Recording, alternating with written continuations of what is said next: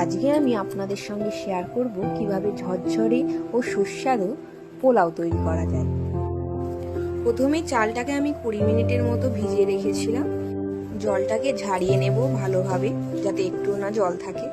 এরপর সামান্য ঘি গরম করে নেব এবং ওই গরম ঘিয়ে কিছুটা হলুদ দিয়ে নেড়ে নেব, যাতে পোলাওয়ের রংটা ভালো আসে।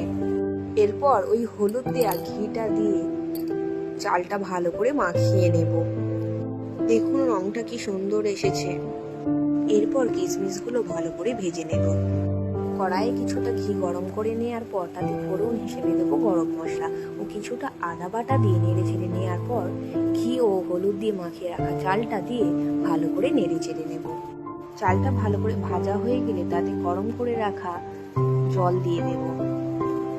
এতে দিয়ে দেবো কাজু কিশমিশ ভাজা, পরিমাণ মতো নুন, চিনি ও কাঁচা লঙ্কা দিয়ে 20 মিনিটের মতো লো হিটে ফুটতে দেব।